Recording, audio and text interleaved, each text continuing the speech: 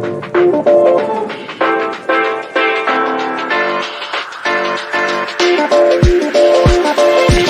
we go.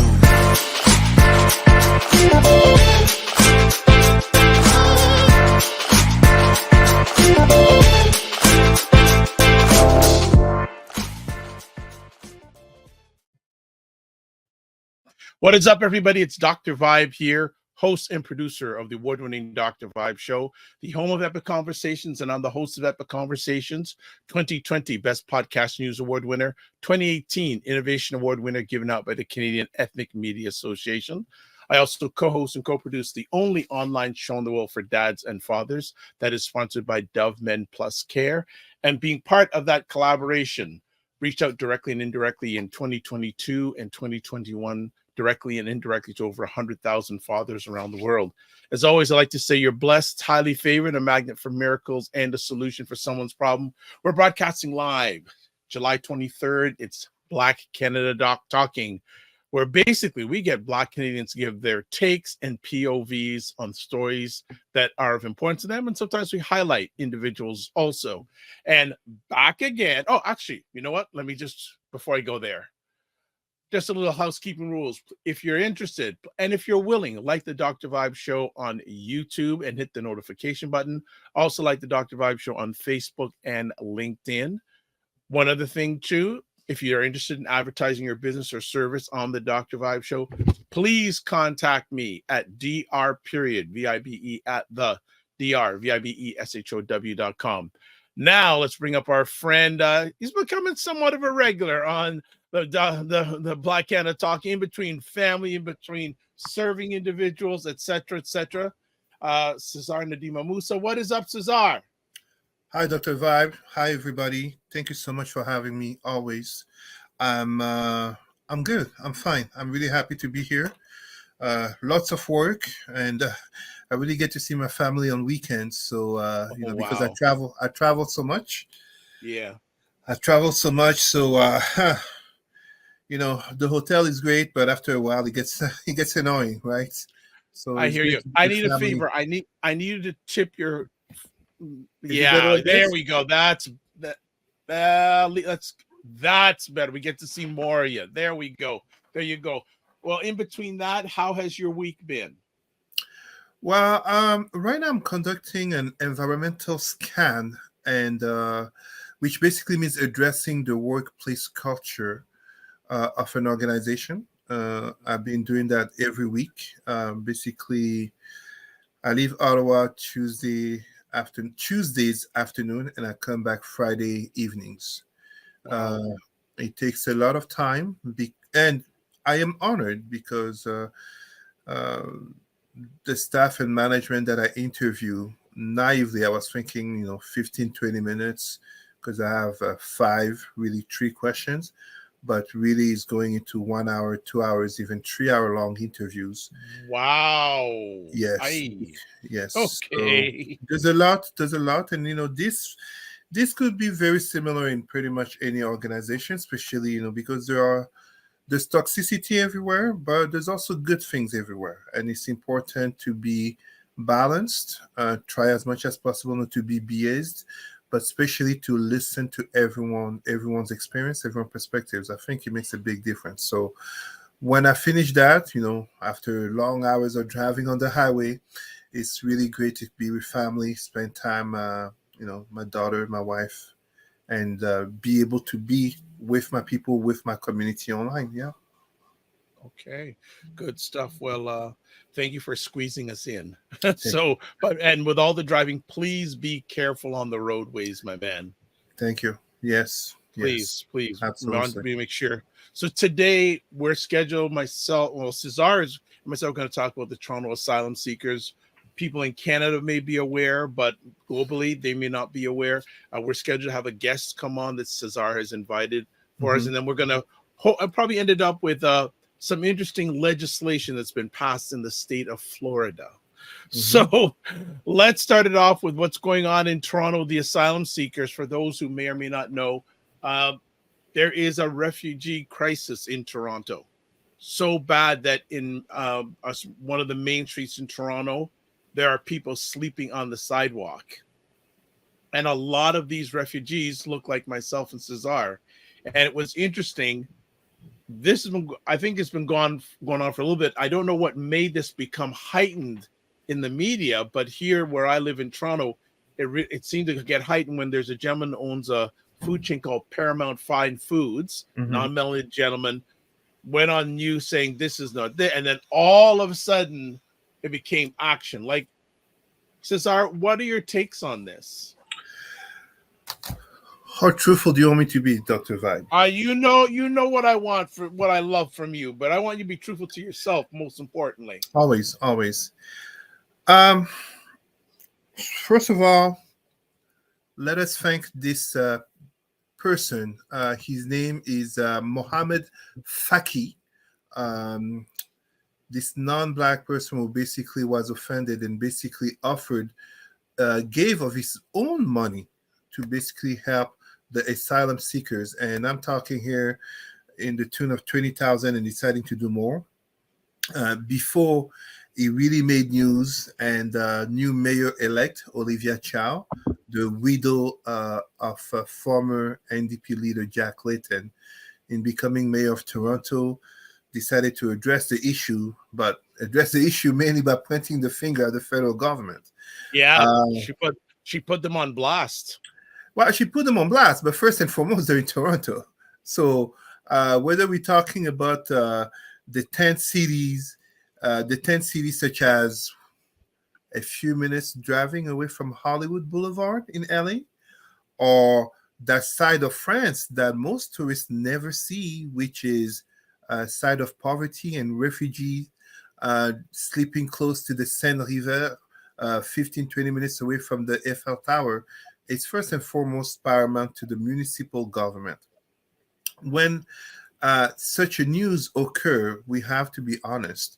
This is the same Canada that basically we have black asylum seekers, aka black refugees, sleeping on the street of the Queen City, the biggest, most populous, richest city. Meanwhile, it's obvious. It doesn't take a genius to make this parallel.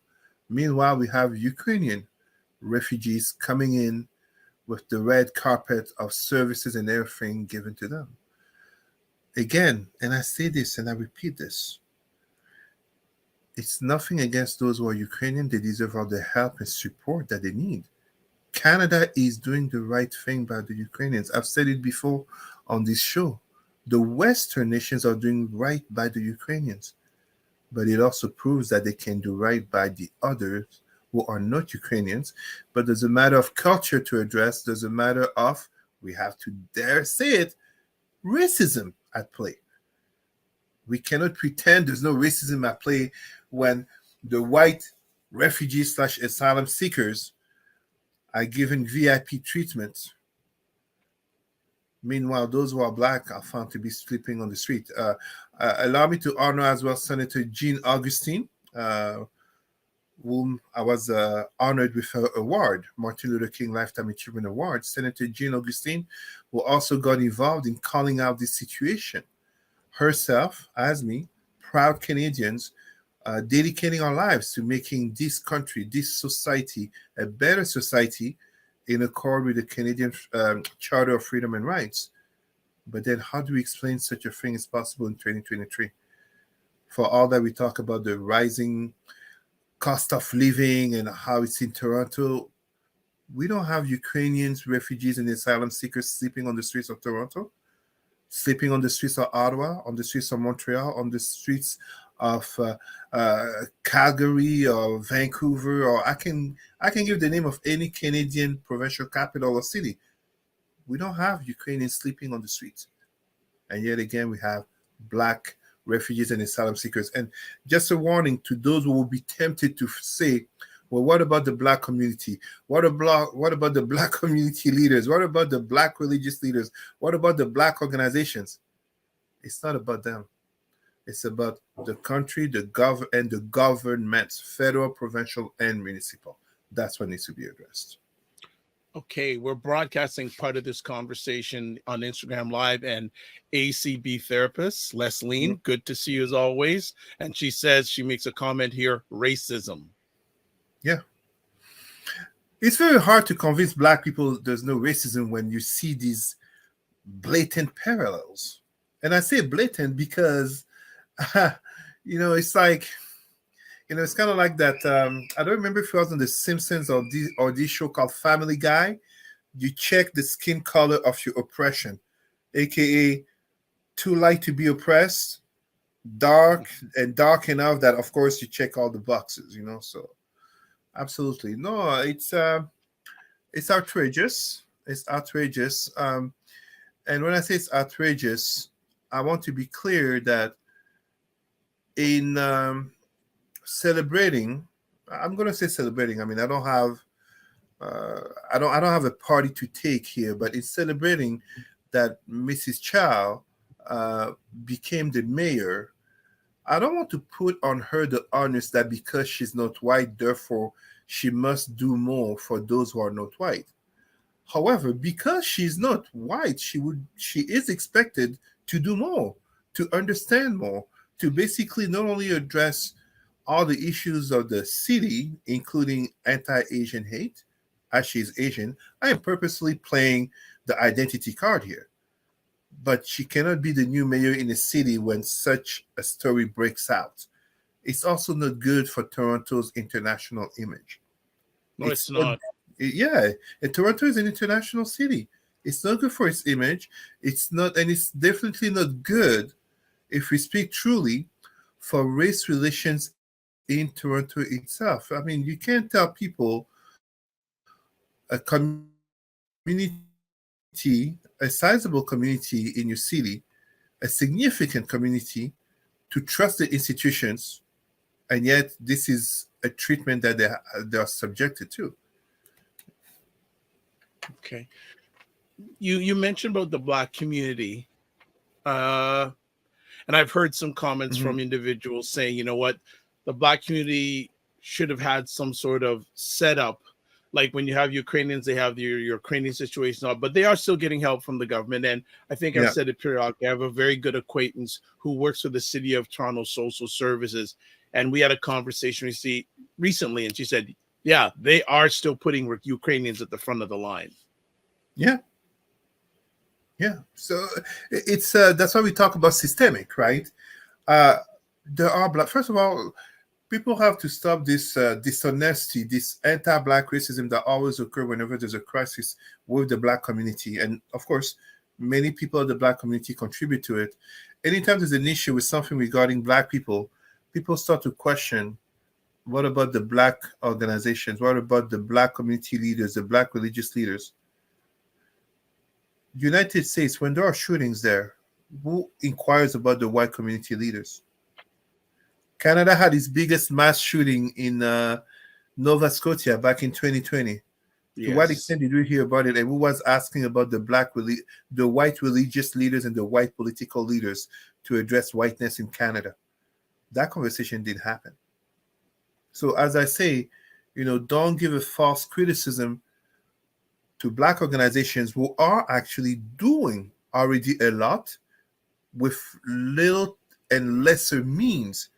Meanwhile, those will come with the right check boxes, such as being white from Europe and Ukrainian in the current context, they get VIP treatment. And Mm. please don't get me wrong, I'm not saying that Ukrainians, I mean, in terms of what I know and those I speak to, they wish for this war to end. They wish to be able to go back to their countries. So this is not nothing in terms of like the Ukrainians are getting the treatment they should be getting, but everybody should get quality treatment. It's like going to the hospital. One should not get A class treatment because they're white. Everybody going to the hospital should get A class treatment in the same way as when dealing with police as any institutions. By the nature of what we claim about freedom, rights, and equity, everybody should expect the same independently of skin color, gender, political affiliation, etc., etc. So yes, indeed, it becomes a matter of racism that we must address. Why? And of course, there are non-black people. There's a lot of white people on the street, but we didn't say white refugees. We didn't say white asylum seekers. So we have to be very specific on the demographics that we're talking about. Agreed 100%. 100% agree with that. You are watching Black Canada Talking with myself and Cesar Ndema-Moussa. If you want to get in touch with Cesar, you can touch base with him on Facebook or email him at president@rootsandculturecanada. Olivia Chow, the mayor of Toronto, she is saying, that it is the federal government's responsibility, and refugees are. But do you think she's just pushing off Toronto responsibility, or is her energies directed rightly at the federal government? First of all, I have to give her my sympathies. She's a new mayor, political elect. So it's a smart strategy. I mean, to come in and to do a mea culpa that the city should have done more would be a little bit hard to explain in terms of voters' confidence regarding the fact that not only this story didn't get publicity until very recently. So it wasn't even a concern, right? It wasn't a concern to some until this business owner basically came forward. So I think it is absolutely understandable that she's pushing the responsibility up on the federal government. However, where's the accountability? Where's the leadership? Where's the acknowledgement that the city can, should, and must do more? Because where are the Ukrainian asylum seekers sleeping on the streets? And this will always be in a white Western country that notably had a lot of Ukrainians coming here due to white supremacist laws that took indigenous lands to give to migrants from Europe at the end of the 19th century all the way to the middle of the 20th century.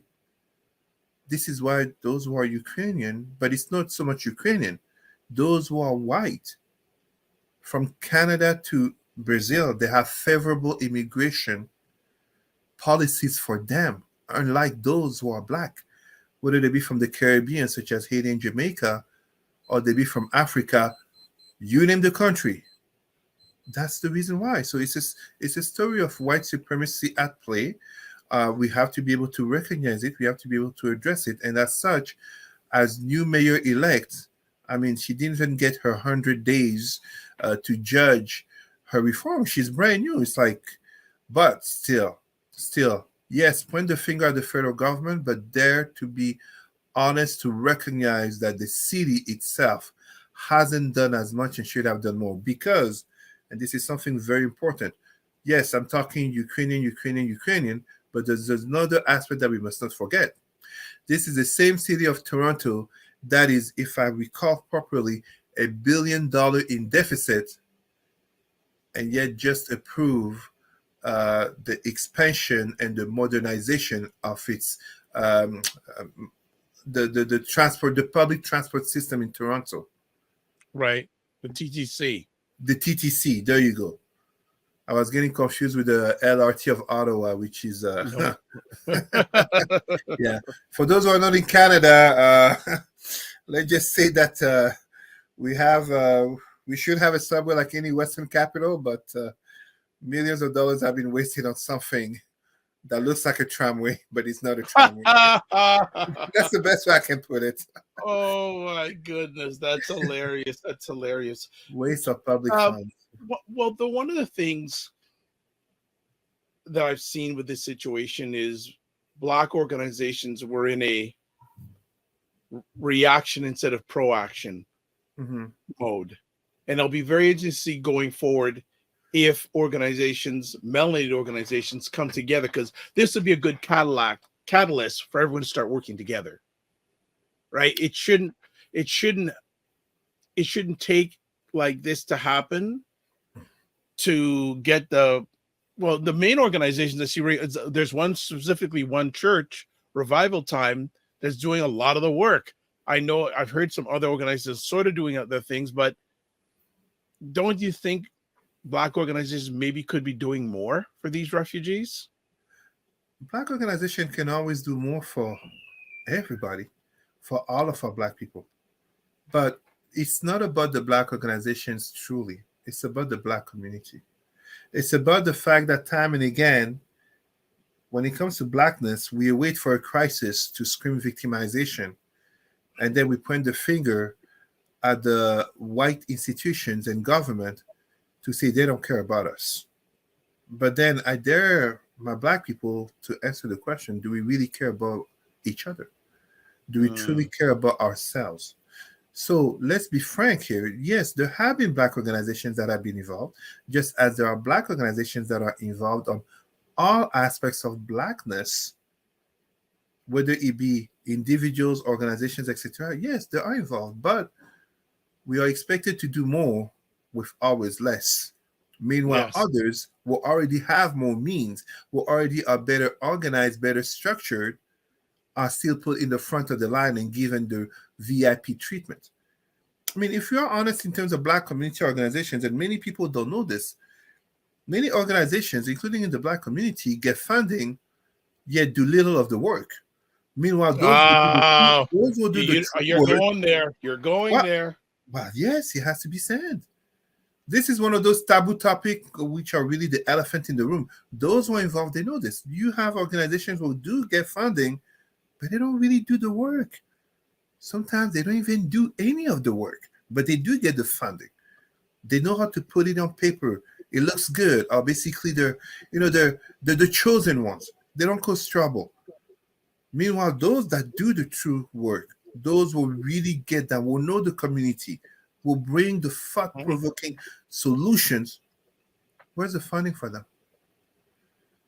It's waste of public funds in the same way as Ottawa's LRT, so-called tramway, failed subway. It's waste of public funds.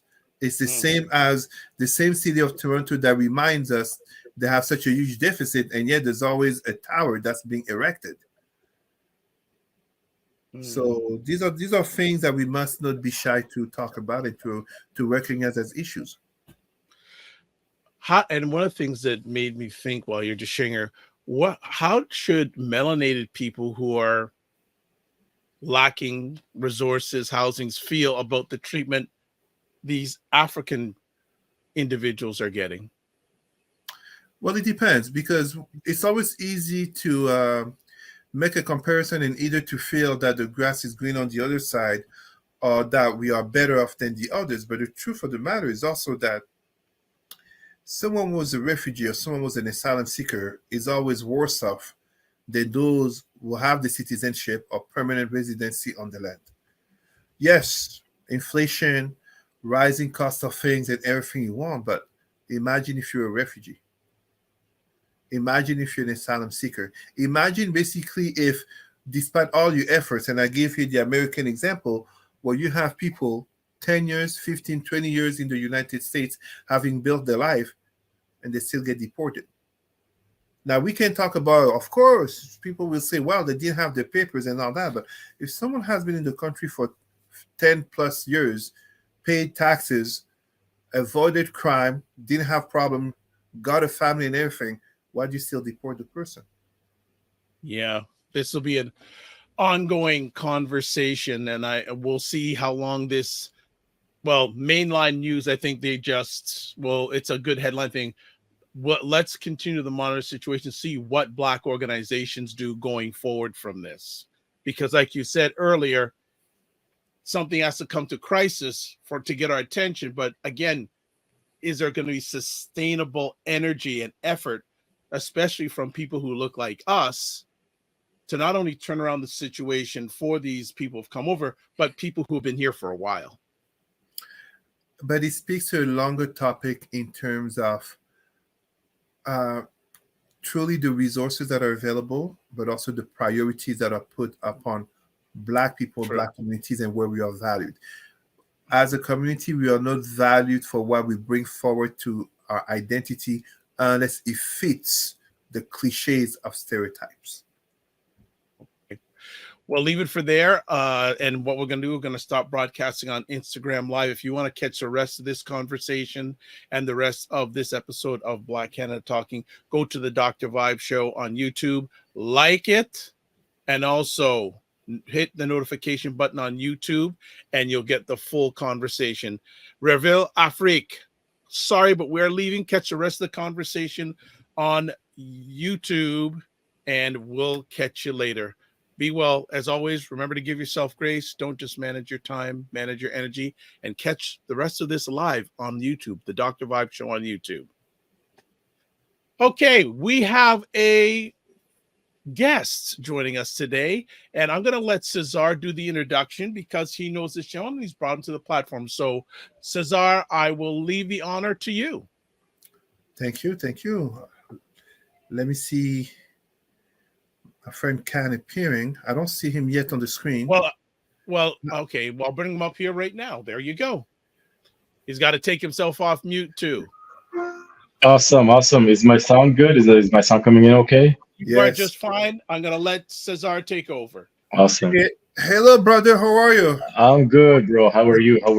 I'm good. Thank you. So, to everybody listening, first of all, thanks again to Dr. Vibe, who has given me the honor of being able to bring some of my friends from around the world to, give them a platform, but also to connect the many dots of things that I talk about.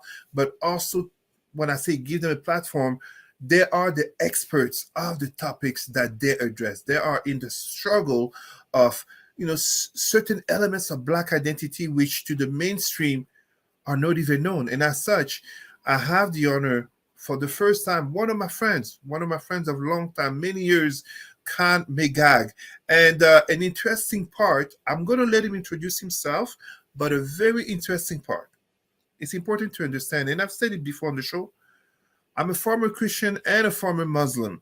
And I am absolutely telling you, me and this guy used to disagree a lot until I went to Egypt, until I had an awakening, until I understood certain things, certain connections, and my Black pride and knowledge made me reject religion, belief in God, as I don't shy away from it, and to come back into African spirituality. The fight, the struggle, basically the dedication of my brother Can, besides, of course, being a father and a professional, is in there. I've said too much. Brother, please introduce yourself and let us start the conversation with Dr. Vibe. Well, thank you very much. Thank you, Dr. Vibe, for receiving me on your platform. Thank you very much, Cesar, for bringing me onto this platform. So basically, you said most of it, right?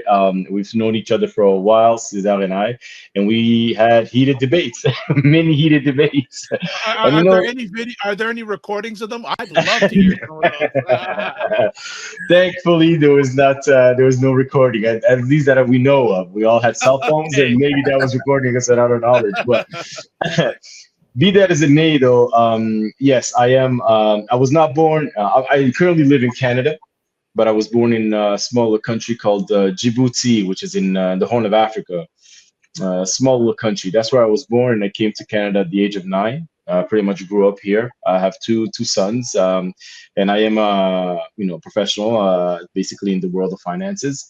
So most of our conversation, however, Cesar and I would circle around identity, the questions that a young boy from East Africa or Africa as a whole comes here, or anywhere else actually comes to Canada and kind of finds their place.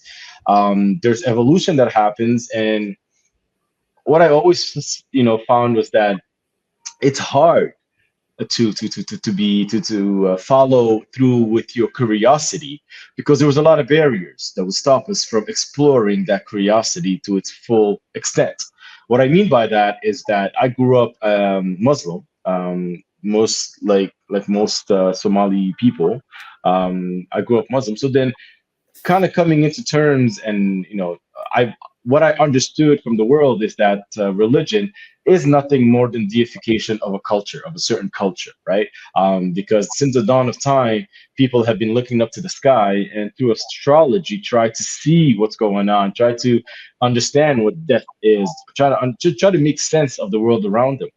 And for too long, like religion, the Abrahamic ones being the Johnny Come Latelys, like I call them, that are the latest innovations, kind of stopped us and stifled us from actually fully experiencing our existence, right? And so that this is where our conversations were often circle around.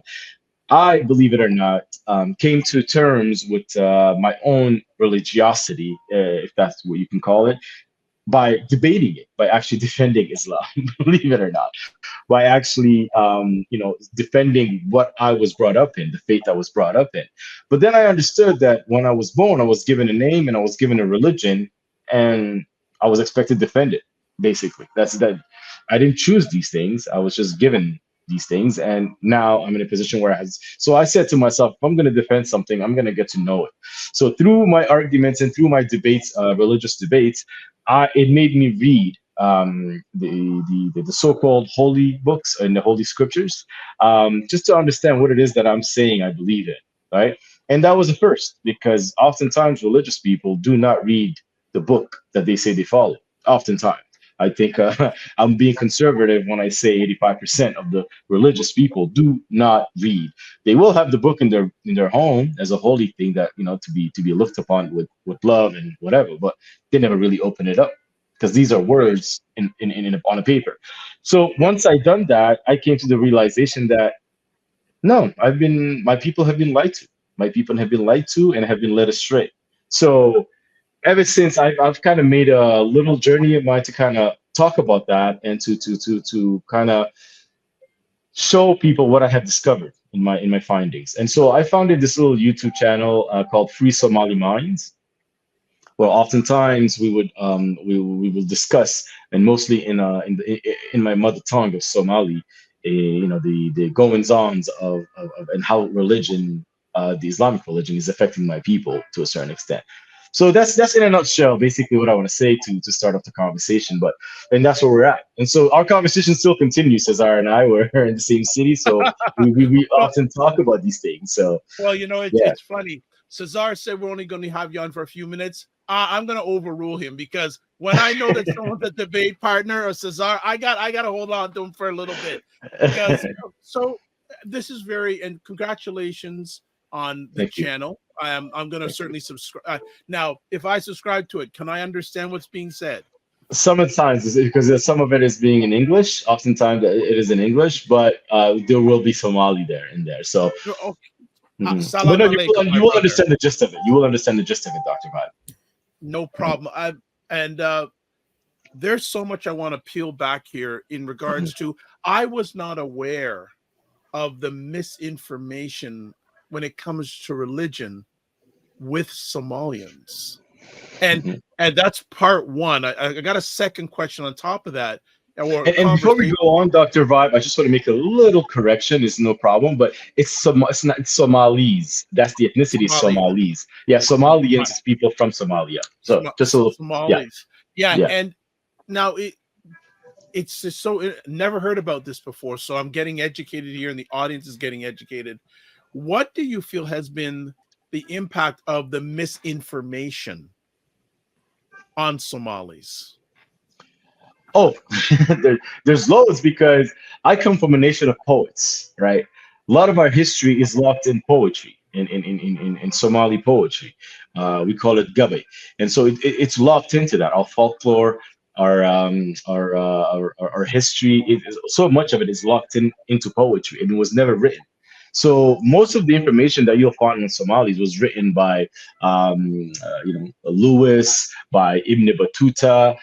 So these are a Moroccan traveler from back in the days, Englishman. So it's always going to be from someone that is not Somali. Now, in this new, century that we're living in, so many Somalis have come into the West, got educated. So many of them are educated, and now we're just now starting to write our own history. with our own words, with the first, for our perspective. Whereas before, it was always reported through, a secondary or third reports. So it was never from us directly. So that's what I would say contributed a lot to the misinformation of Somalis. Cesar, I'll let you come in because if I will take the rest of the segment. So I'm going to let you get in, Cesar, because I'm very fascinated and curious about this. Thank you. I think it would be great for my brother Khan here to help our audience understand. So this is something where, so I know this as I'm also born in Africa, but I think it's one of those taboo topics that most people don't realize in terms of why and how so many, and Khan will correct me, I will dare to say the majority, maybe even the vast majority of people of Somali identity.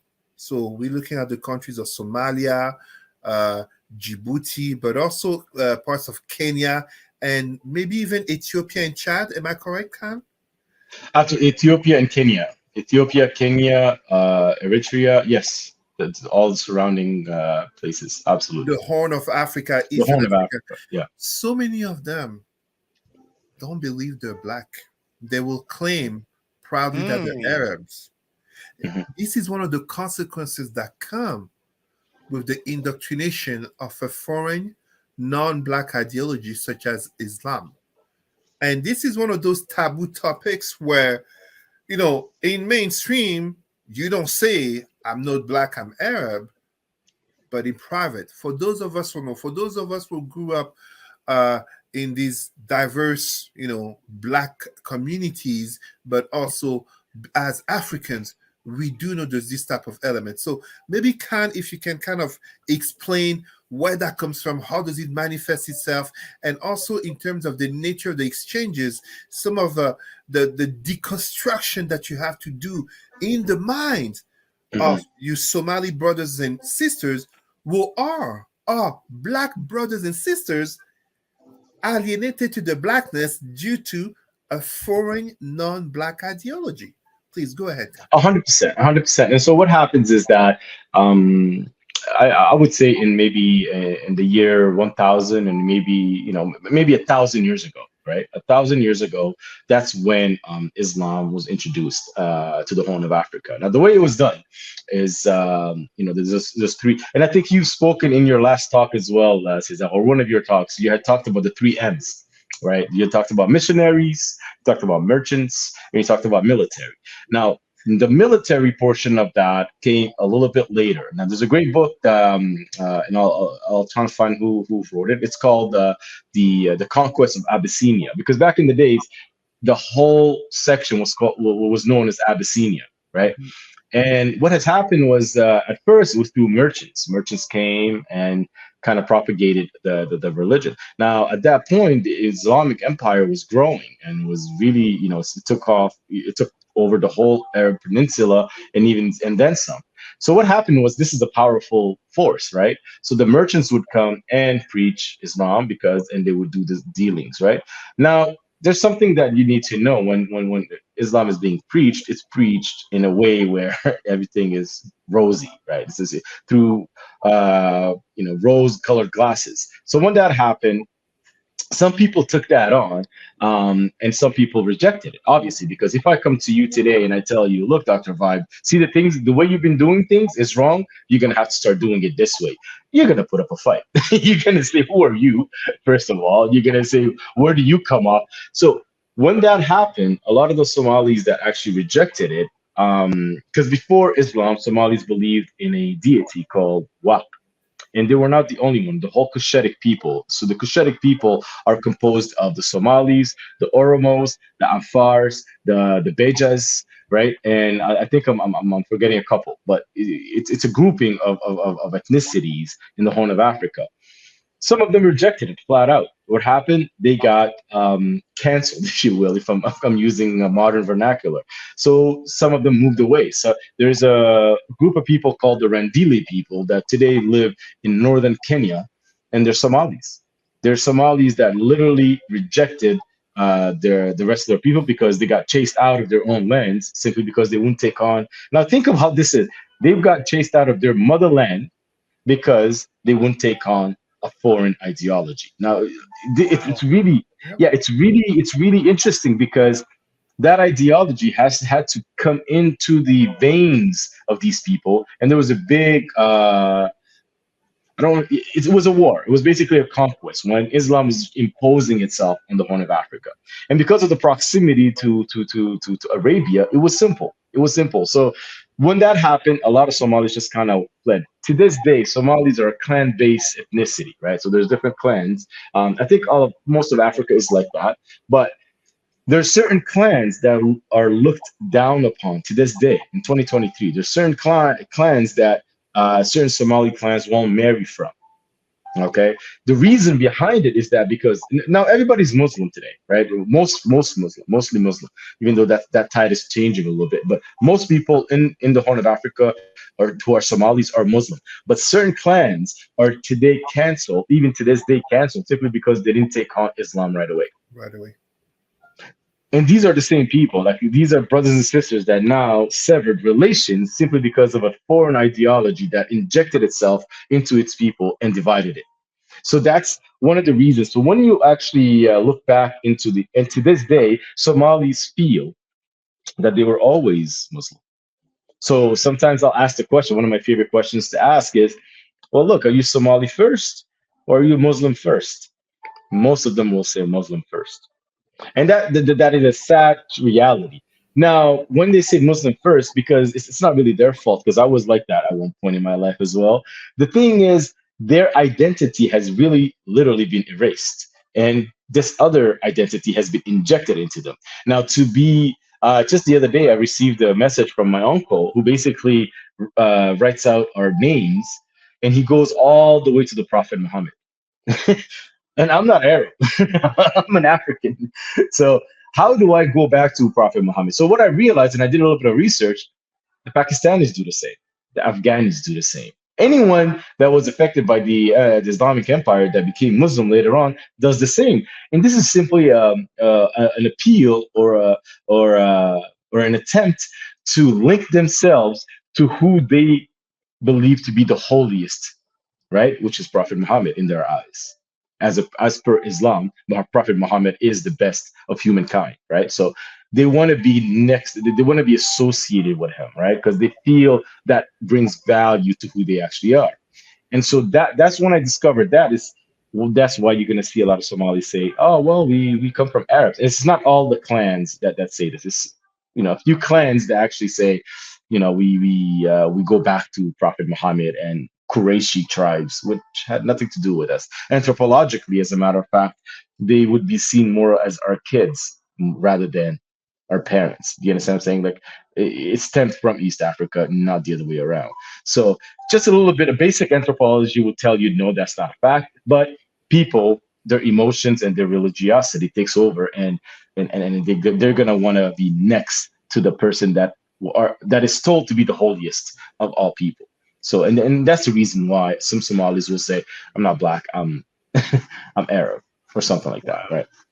Yeah, and it's a little bit disheartening when you hear that, but it's something that we have to deal with, and I see this all the time in in my programs and in my conversations. If I can give you, if I can add to the perspectives for our audience to really understand, because for many people, as you, Dr. Vibe, you're saying it's the first time that you're hearing this conversation. Let me give you some perspectives on a wider scale of blackness, just to help. You can use a Google map to look at the spread of Islam and Christianity in Africa. You're going to notice about middle in terms of the line of where Islam starts and Christianity really begins strongly. It tells you the spread, aka where the wars and conquest stopped. And the perfect example is how notably in Cameroon. There are two tribes in Cameroon. Notice the names, the Bamoun and the Bamileke. The difference? Ones are Muslims, the other ones are those who escaped being converted by force. Another example, let's go to Western Africa. It was, I can't remember if it was 2010 or before that. You have two former presidents of Senegal, President Wade and President Diouf. One basically looked down on the other because he is a descendant of the slave masters, while the other one is a descendant of the slaves. And they're not talking slave in terms of the African notion of slavery, which was not chattel slavery, which those who are ignorant will try to equate it to the same. That's not true. The notion of submission in Africa prior to Islam and Christianity basically made it that one could be a domestic worker. That was the more appropriate term. One could be a domestic worker in a tribe and become the leader of that tribe. A perfect historical example is the historical figure. People can look him up, Samori Touré. He, by Western standards, he was a slave who became the king of those who enslaved him. But that was in a non-Muslim, non-Christian context. And then because he became Muslim, he spread with the jihad, so forced conversions, holy war, he spread Islam to Africa. And another example in terms of how Khan was talking about how, by the nature of indoctrination to the ideology, Islam literally means submission. Right. People try to always claim closeness with the origins, aka the prophet, aka the Qurayshi tribe of the Hijaz. The Moroccan royal family likes to claim that they are descendants of the prophets. I mean, one is free to believe that, but Islam came to Africa in the year 639 by way of conquest, starting to the north of Africa. And when you look today, you look at the picture of the King of Morocco. If you want to have the time, just go back a few centuries before, the 17th century. Today, the kings of Morocco, they're white. They're basically white Maghrebis, so Northern Africans, white Maghrebis. You go back a few centuries ago in the 17th century, they were darker. They were mixed. Moulay Ismail, the greatest king of Morocco, Moulay Ismail in the 17th century, and you go back before that and you find black rulers. This is not the Islam that was led by, you look at they're called the Rashidun caliphs. So basically the first caliphs. Khalifat Rashidun, Khalifat Rashidun. These are the people, the family, the relatives, the uncle, the best friend of Prophet Muhammad. They are all white Arabs. So you see what I mean? One of the things that happened, and this is why I bring this topic of religion, is because ultimately, even if we forget all that we just talked about, there is one thing that always saddens me when we talk about identity, religion, and blackness. And there are videos about this. So for anyone who think, oh, maybe Cesar is making it up or Cesar is anti-religion. No. There are videos about this. You will see a black person be praised for having saved the money to go do the Hajj in Mecca, in Medina, although they are poor.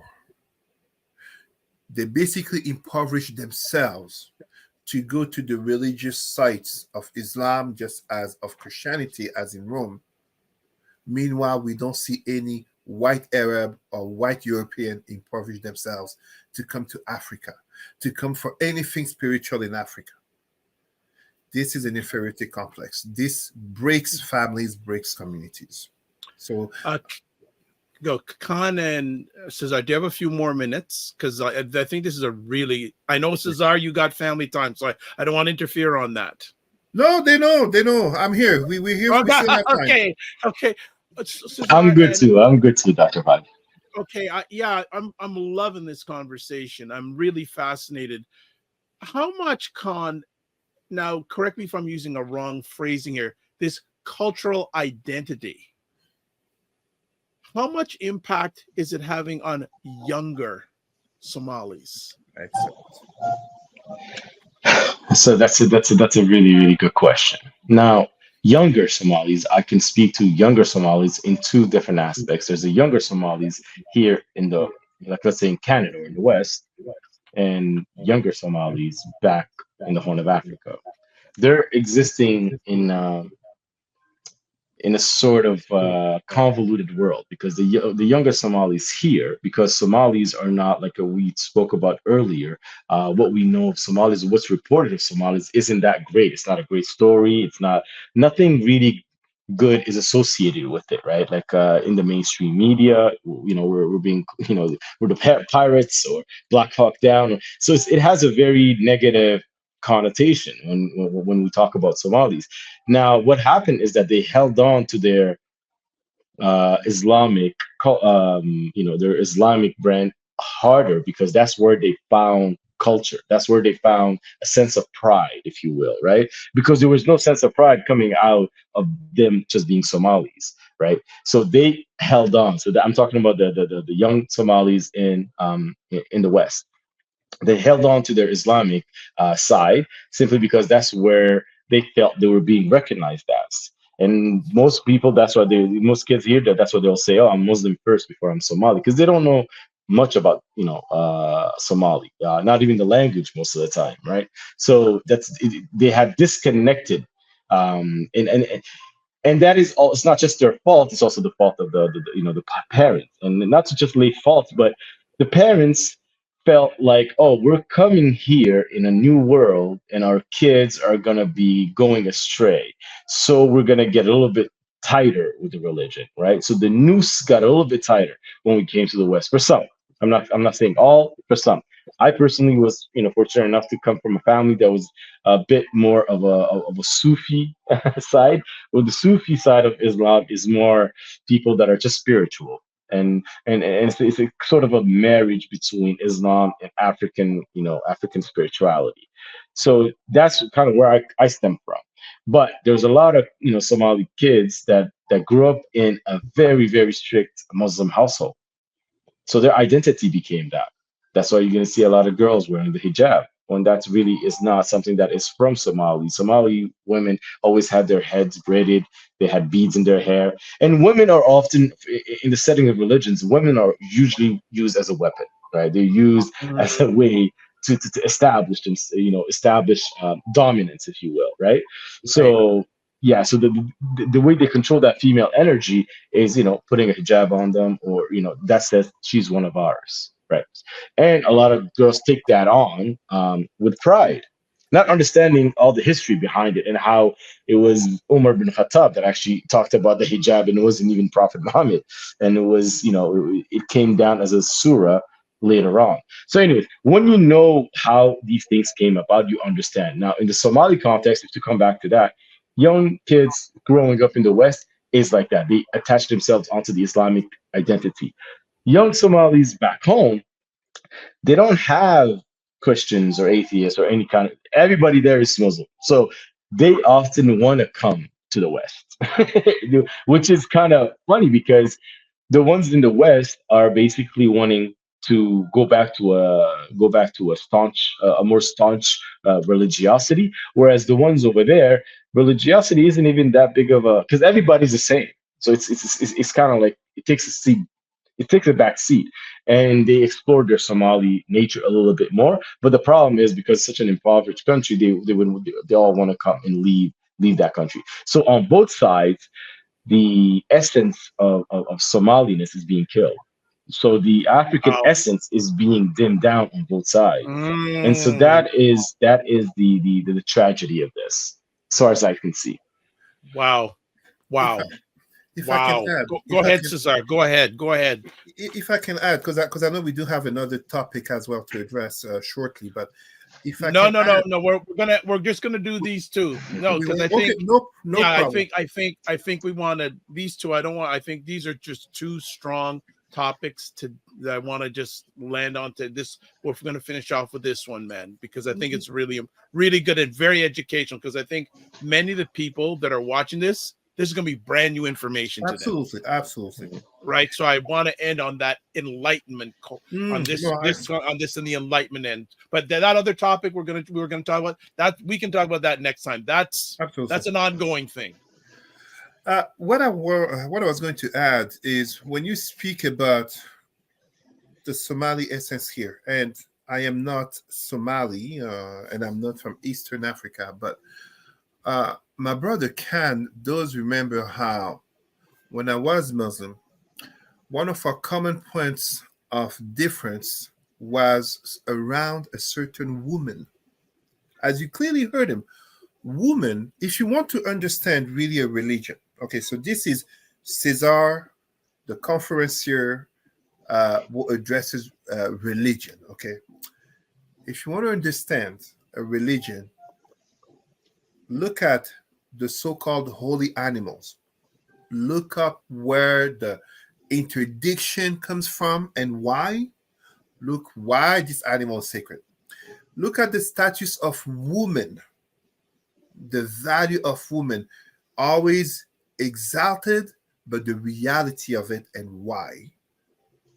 And also look at the comparison with other religions in terms of creating a difference.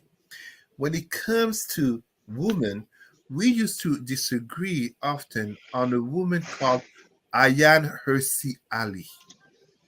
It's important when we talk about Somali identity and Islam.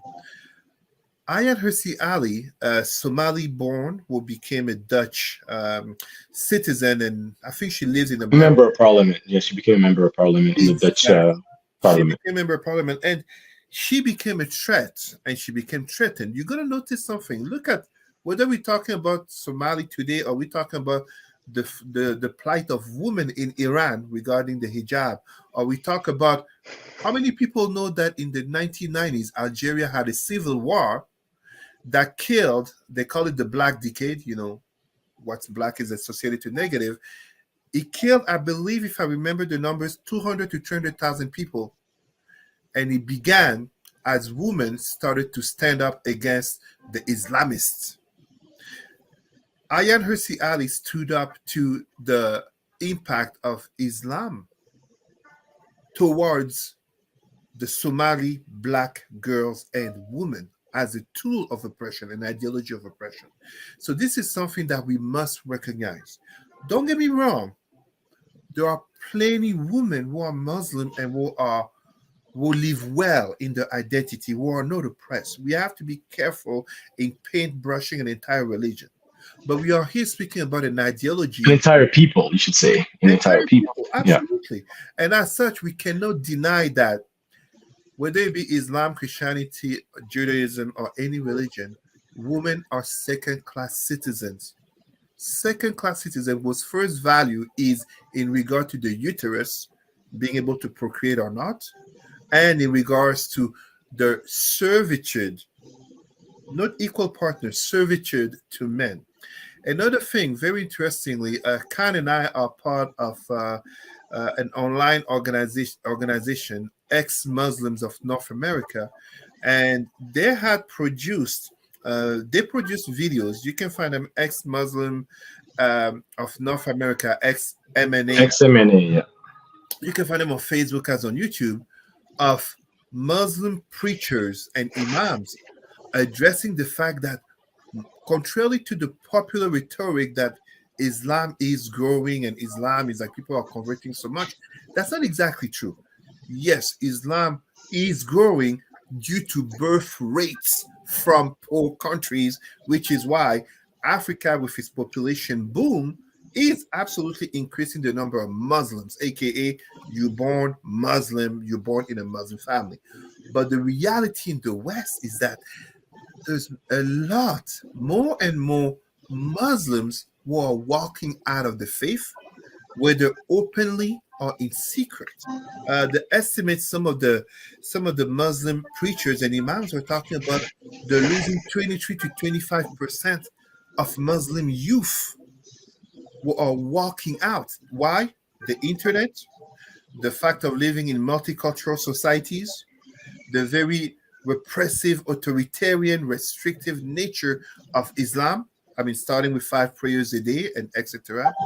But it's important to see all of these angles. And when it comes to us as Black people, as I like to remind our Black people, whether it's the Nation of Islam or whether you often hear about Black people converting to Islam when they go to jail, when they go to prison, the story very often they don't tell you, including the Nation of Islam and Minister Farrakhan. It's a great hypocrisy that I denounce. It's great to point the finger at the evil white men and Christianity that enslaved and colonized Black people. But guess what? White people enslaved and colonized Blacks at the very most for 4 centuries. Even if we take the earliest instance, 1443 by the Portuguese, to the latest instance in terms of slavery, 1888 in Brazil. And when we take colonization, 1885 to 1960, the year of Africa, Islam has been enslaving and colonizing Black people since the year 639, and we are still here. We remember last year, 2020, the World Cup games in Qatar, the kafala system, the anti-Black racism that is too often not addressed in the name of what? Everybody's a brother and sister in Islam, and that is an absolute lie. So, Absolutely. And I just wanted to add one more thing, Dr. Vibe, in sure. terms of those statistics that Cesar just mentioned. Yes, as a matter of fact, I think the numbers is up to upwards of 24%. And essentially, there was a sheikh that was speaking about it and spoke especially about it was, I think, the Somalis, the Pakistanis, Iranian, Pakistanis, and Iranians, I think, Iranian, were, Pakistani, Iranians, and Turks, and yes, Somalis are the 4 main groups that are walking away from Islam. right. They're not Arabs.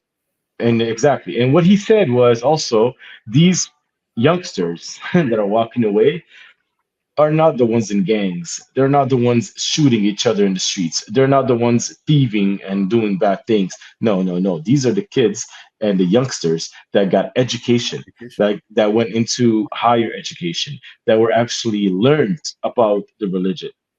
So what does it say? If we just take this on and we go with it, what does that say? That says that if we don't address this in a way where it's acceptable, and we can talk about how it's unacceptable to lead Islam, it's unacceptable. Um, you know, for the most part, that's how it's seen. It's an apostasy, and I think the actual penalty is actually death under Islamic Sharia. But be that as it may, they're leaving, and so if we go along with that, if 24% of the most educated of any group of people is being shunned, what's happening? A true brain drain is happening to that community. A brain drain of the highest order is happening to that group of people, and that's exactly what we're seeing that's happening. But essentially, I'm hoping that we're turning a we're turning a new page, and this is the age of reformation. And so I'm hopeful. I'm a bit of an optimist, as Cesar would attest to. So yeah. So on that, Ken, and as we start winding down the conversation, what would be one or two things you'd like to see in your looking optimism? Because obviously you must have a vision at the end, but what are one or two things you'd like to see happen in the short term? I want people, and I'm going to speak from my perspective, and one of the reasons why I created Free Somali Minds. When I say Free Somali Minds, is I feel like religiosity brings about a certain amount of shackles onto the mind that makes people afraid. And fear, as we all know, that's false evidence appearing real. Therefore, it will always stop you from taking that step that you think is righteous, that you think is the right one. So my hope for the foreseeable future that I would like to see is I would like to see the Somali youngsters embrace their Somali culture. Understand that before 1400 years ago, the advent of Islam, Somalis were monotheistic for the most part. We had our own culture that included a way to praise, a higher force or higher being. We already had these things, except today, a Somali person is gonna get an Arab name, They're going to face Arabia to speak to their Lord. They're going to speak in Arabic to speak to their Most High. And they're going to want to go to Mecca for pilgrimage. I want to say one thing. I've been to Mecca. I've been to Medina because when I was in doubt, I wanted to just to make sure. So I wanted to cross my T's and dot my I's, so to speak, right? So I went to Mecca. What I've seen with my own two eyes and with through no other report is that when I got there, I saw nothing but commerce. I saw a land that was prospering because of a belief. That amount of money that's injected upwards of like billions and billions and billions of dollars into Saudi Arabia, they can still sustain it even if they had no petroleum coming out of their grounds. They would still have amazing amount of money and revenue coming in. Now that revenue, had it been turned around and reinvested into their own lands, Africa wouldn't be in the shape that it's in. So it's just the awakening of understanding how these things are, and the politics behind religion is has nothing to do with spirituality. So I want to uncouple Somaliness from Islam, so that Somalis stop thinking that if you're Somali, you're automatically Muslim. That's just not the right reality. And we're in 2023, and I'm very, really hopeful that 21st century is going to bring about that change. And let us never forget something very important here. Every religion, especially Christianity and Islam, that claim to be universal religion, they only became dominant ideologies because of what? War and conquest, slavery, slavery and colonization, and genocide. Those are the only reason. Nothing to do about some God of peace and love. Nothing to do about some holy words. Without slavery and colonization, the vast majority of Black people would not be Muslim nor Christian. It is a fact. And this is the reason why if India or China had come to invade Africa, the vast majority of Black people today, Africans and African descent, would be Hindus or Buddhists or basically, Confucianism or Taoists. So this is not a matter of peace and love. It's a matter of ideology, war and conquest, slavery and colonization, and yes, genocide. It has to be said. So part of the Black pride that my Pan-Africanism, but also my awakening, my brother Khan lost his Islam going to the Hajj, to the holy site. I lost my Islam invited by the government in Egypt. So this is not like, something that you do telling yourself, let me do this so I stop believing. No. But when you open your mind to the knowledge, to the education, and you are intellectually honest, a lot of Black people, when it comes to religion, Black people, they hate slavery and colonization until you talk about Jesus and Allah. When you are intellectually honest, you are able to go past that and to recognize the truth, because as Khan just pointed out, we have so much time, energy, and monies that come out of Africa, that come out of Black communities to enrich non-Black ideologies. Meanwhile, where are the white people? Where are the Arab people? Where are the non-Black people who are coming to Africa, who are coming to our Caribbean countries in the name of some African Black spirituality to enrich our lands, to enrich our communities? None. All right. Well, we'll close it up on that, Khan. I'd like to say thank you for taking time out of your positive, productive schedule. Also, Cesar, thank you for bringing Khan, a great Khan. I am enlightened and educated beyond belief in a good way in regards to that. So, Khan, where can people check you out? Thank you very much. So Free Somali Minds is the YouTube channel. So Free Somali Minds at gmail.com if they want to get in touch. So yeah, I'm always there. I'm always talking to the people. And lately I got on TikTok as well. This is a lot of, I've met a lot of different people that are, and it seems like there's an awakening happening, because I've met so many Somalis that are thinking like me and doing work all over Europe, all over America, and elsewhere. So I'm very encouraged. So thank you for having me, Dr. Vibe. My And thank pleasure. you, Cesar. And if there's anything we can do to potentially help you and your cause, don't be afraid to reach out and ask. And remember to give yourself grace and don't just manage your time, manage your energy. All right. Dr. Vibe. Thank you. Thank you. No, thank you, Cesar. Thank you. Thank you. I learned so much. I know our audience learned a lot from that conversation. And as I said, mentioned Cesar a few weeks ago, Cesar has so many wonderful people that he communicates with and is walking with. And I said, please, whenever you can, bring them to the platform. So thank you, Cesar, big time for bringing our new friend onto the platform.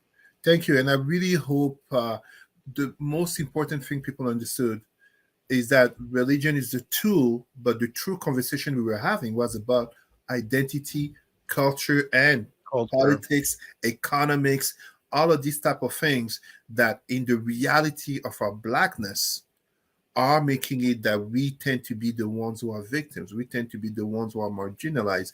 Imagine a world where Black people have not been enslaved and colonized, what it could look like. It's called Black Panther, Wakanda.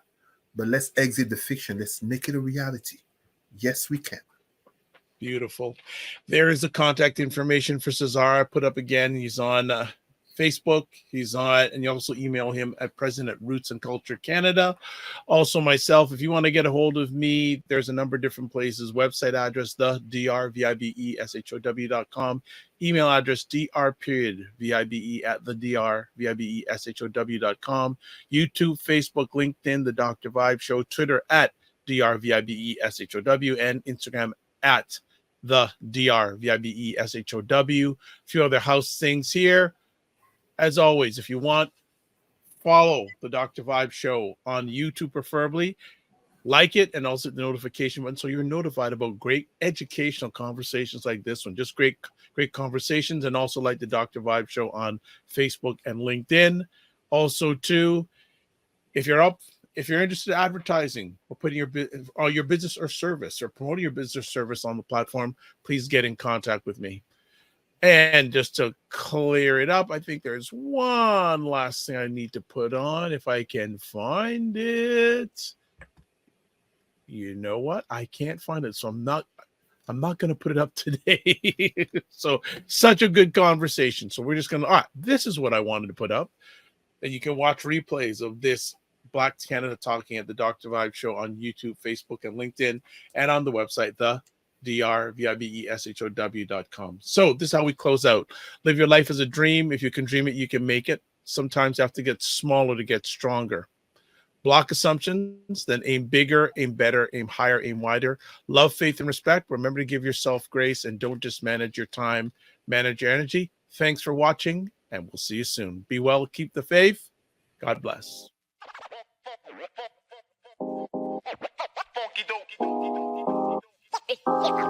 Yeah. Listen.